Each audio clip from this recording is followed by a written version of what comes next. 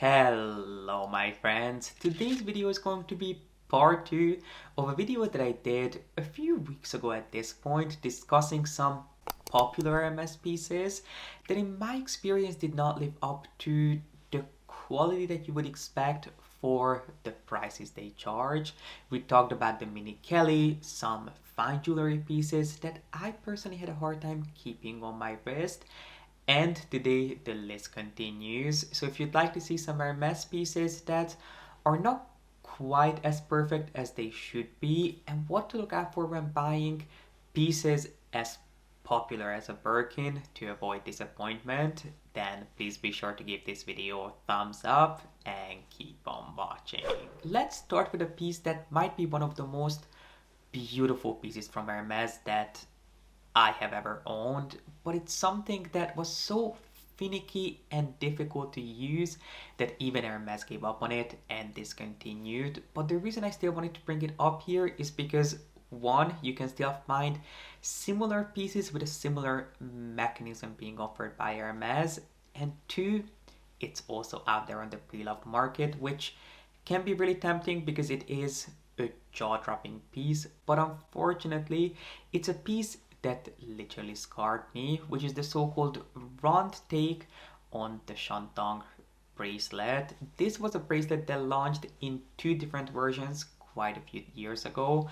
It was available, and I think it still is available in rose gold without diamonds, and then it was also available in white gold with 40 tiny little pave diamonds, which is the version that I owned, and it was one of the most beautiful sparkly pieces. As I said, I could just go on talking about how stunning it was for such a small piece. It packed quite a punch when it came to the sparkle. It's one of those pieces that I basically didn't take off for 3 months, and the only reason it came off of my wrist is because it ended up leaving a scar on my wrist.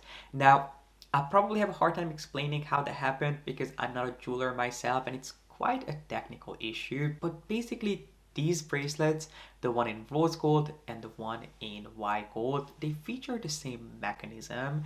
They're both made up of this really thin and incredibly flexible gold wire that you have to bend to push onto your wrist, and once you've done that, there's a little hook mechanism that hooks into the side of the Shantang symbol, and it was only the pressure holding it. There wasn't any way to hide it, conceal it, or push it into something. It was just a hook hanging out there that was constantly rubbing against your wrist, which you'd think is something that Hermes thinks of, but they didn't, because that hook was quite sharp, and I quickly learned that because usually when I buy a piece of fine jewelry, I like to wear it and not take it off. That's why I'm a big advocate of fine jewelry pieces that you don't have to worry about.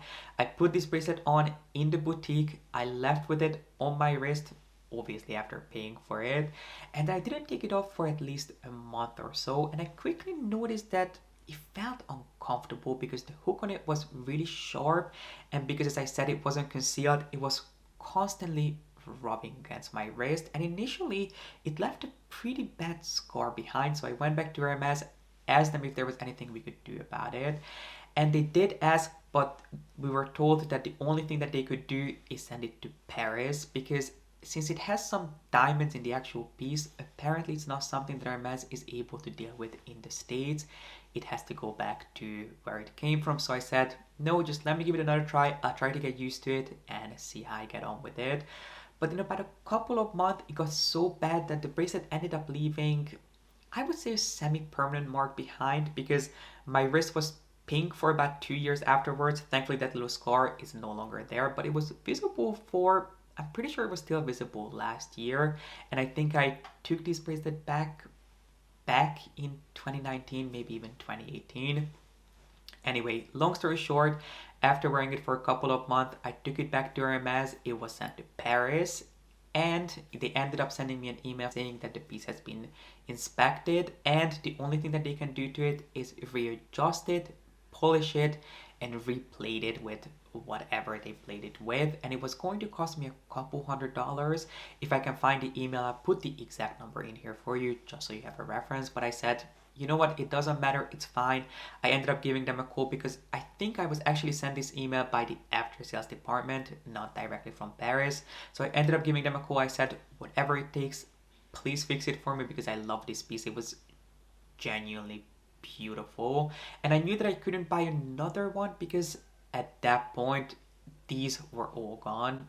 Now I kind of know why, but I knew I couldn't just exchange it for another one. I had to get the one that I already owned fixed, which they did. They did whatever they had to, or at least that's what I thought, because when the bracelet came back in about a month time, I went to try it on and noticed that even though it looked brand new, it looked polished, it looked shiny, the only element that was untouched was the actual hook, and I immediately noticed it and pointed it out to the after sales team in New York, who, by the way, are just beyond nice.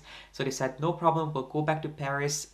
It must have got lost in translation that that's what the real issue was, and that's why it was going back. Because I personally thought that when they said it was getting readjusted, they were referring to the hook. I didn't realize that there was anything else to be readjusted. But anyway, in a couple of days, I ended up getting a call from the after sales team saying that there's nothing that Paris can do and they would like to issue me a refund, of course, in the form of a store credit, because Hermes rarely, if ever, does actual refunds. And they didn't really give me the choice to keep the bracelet itself. It sounded like that it was getting recalled because it caused a real issue, and I knew for a fact that there wasn't any more of them out there. So I ended up getting my store credit and was left without this stunning piece, which now in hindsight I'm glad I was, because it really marked my arm so badly that I knew it wasn't a piece that I could wear long term. But at the same time, it was such a beautiful piece and I haven't found anything quite like it since. This next piece, on the other hand, I still own, use, and love, but there's something that I have to bring your attention to because I feel like it's worth knowing if you're going to spend all this money on a small leather good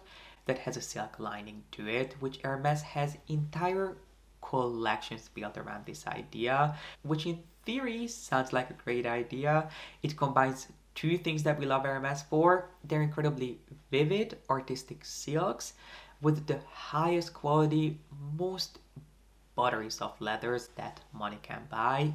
Yes, it sounds tempting, but trust me, you won't be a happy customer for long once you start actually using these pieces, because silk wasn't created to be the lining of pieces that you use on such a regular basis. SLGs that you go constantly in and out of, you cannot be expected to be gentle on them when you're standing in line trying to pay for something. You cannot always take your time to be incredibly careful with how you take out your cards, cash, how you throw a coin in there. You might want to put your keys in your wallet, etc.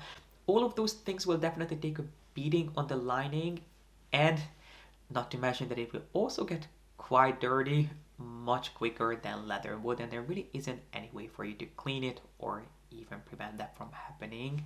So just know that when it comes to silk line pieces from Hermes, they're not the most long lasting.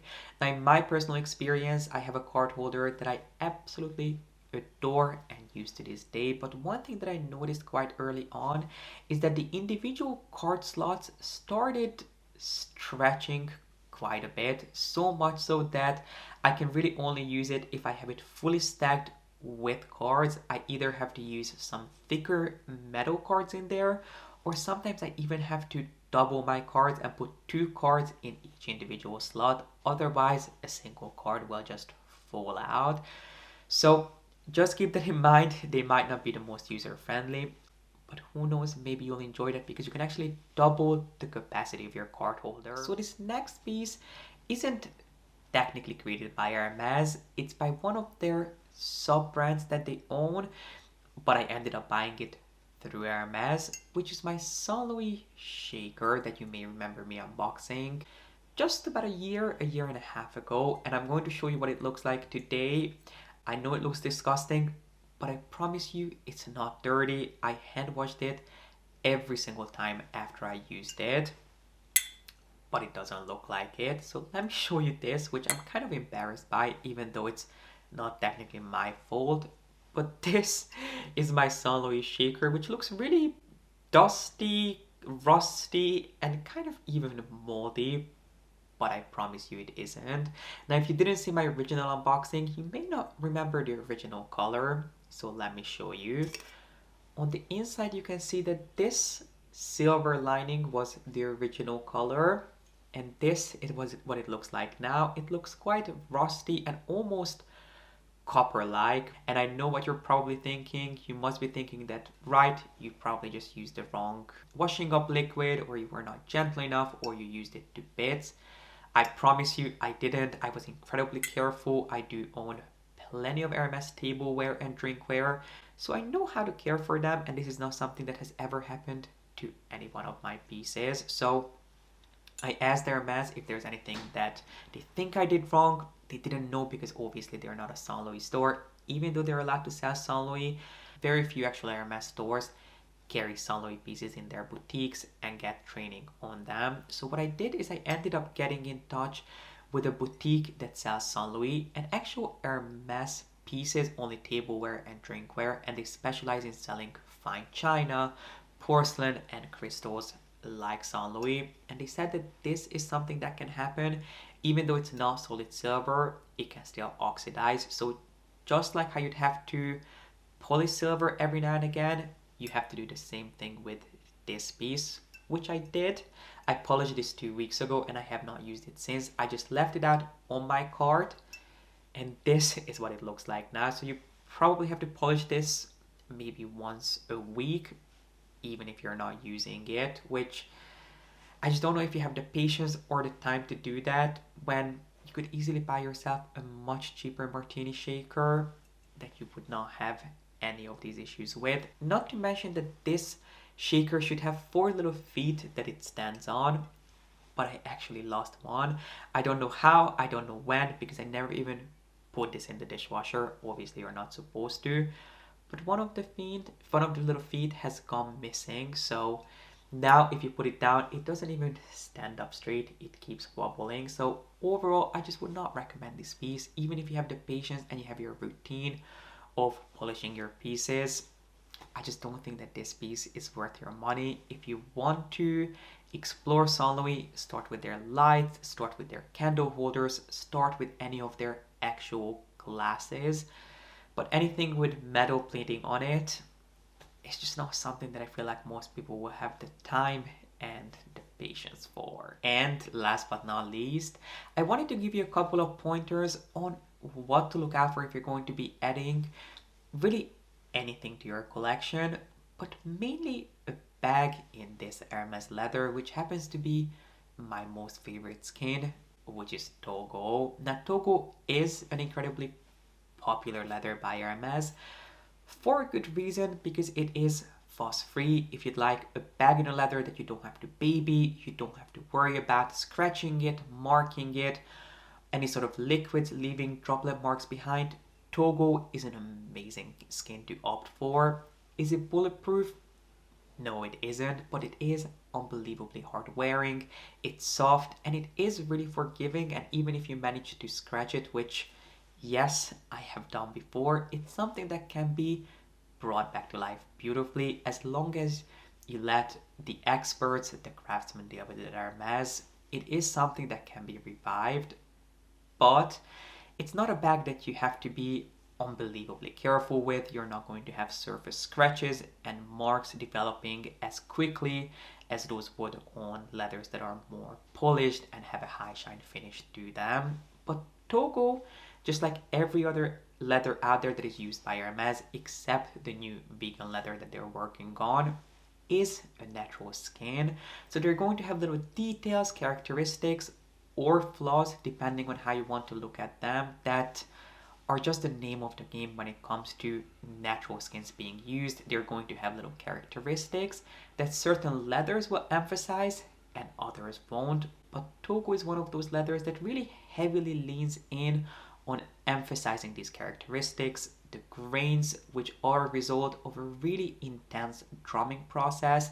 They'll have little grains on them, they'll have veining, they have wrinkles, and on some leathers it will be more visible than it will be on others. Obviously, Hermes makes sure that they only use the highest quality leathers, But these characteristics are not always considered a flaw, so when you're buying a bag, you definitely want to have a good look at it before you bring it home, because just the name Togo doesn't mean that one Togo bag will look identical to another, and that's not really what you want. You want these bags to have individuality, you want them to have that sort of characteristic to them, which a lot of that comes from the actual natural skins that they're made out of.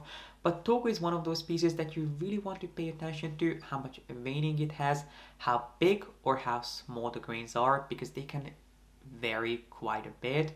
And then you also want to look at wrinkles, because I have also seen Togo bags that have quite a bit of wrinkling to them. The only other leather that I can think of that varies quite as much as Togo does is really alligator and croc, because with those skins, and there are quite a few of them which I have talked about before, comparing them, how to tell which exotic skin is which, what makes one more expensive than the other, so that video of mine will be linked down below for you. But when it comes to croc, you definitely want to have a really close look at the piece that you're buying, because the scales can look really different on one bag as they do on another. And the same thing goes for Togo, which some people will love, other people will very much dislike. Some Togo bags have quite a strong scent to them, which again, some people will appreciate, some people will dislike. And speaking of scent, that is not always a good thing when it comes to Togo, because back around 2010, there was a series of Birkin that became quite famous for the odor that they possessed, which many people were really upset by. Now, personally, I don't have one of these bags, but a friend of mine does, and I actually went to Hermes with her when she got tired of constantly having to smell her bag, which was actually a gift. I think her mom handed down her bag to my friend, which had this really strong odor that some people described as the smell of a wild animal. Well, personally, I would say that to me it smelled like I would imagine a Burning Man's party smelling like. Not that I've ever been to one, but that's just kind of the fragrance that I imagine the festival having. It wasn't pleasant, let's just put it that way. Basically, it came out every single time the heating would come on, or I guess if you lived in a warmer environment or warmer climate, it would be constantly there, because it wasn't the kind of scent that you could just air out. It was somehow embedded in the bag, and every time my friend would open it, the scent would just start oozing out of the bag, which was, I'm telling you, it was really quite strong. And when she took it back to Hermes to see if there's anything that they could do, it was explained to her that this is an issue that Hermes is very much aware of, and if it's truly an issue, they could have it sent back to Paris, where a craftsman would look at it and they could decide if she's entitled to getting a brand new bag with the exact same specs, or if they would issue her a store credit for the price of the bag that I guess her mom paid at the time of her buying it, which I don't think she ended up leaving the bag with Hermes, because they told her that it would take anywhere between 6 months to an entire year for them to get to her bag, and she didn't want to be without her bag for that long, especially because it was a gift. So I'm not exactly sure what happened in the end, but it is definitely an issue that Hermes got a bit of attention for, and not for the right reasons. So if you own one of these bags, if you bought a Birkin in a larger size in Togo back in 2010, just know that you might be entitled to getting a brand new bag if it has a strong odor to it. Some people say that it's because of the glue, that's the root of the scent. Others say that it's the tanning process that caused the issue of these bags having quite a strong odor to them. I'm not exactly sure what it is, but just know that Togo doesn't always smell the best. My friends, these were all the Hermes pieces that I wanted to discuss with you today. I hope you found it helpful, and I would love to hear in the comment section what are the pieces, if there are any that you've had issues with, if you've heard anyone else having issues with, because they were not as perfect as they should have been. I cannot wait to hear from you. And if you enjoyed this video, make sure to give it a thumbs up and don't forget to subscribe. And as always, thank you so much for watching. I appreciate you being here, and I hope to see you back here with a new video really soon. But for now, bye.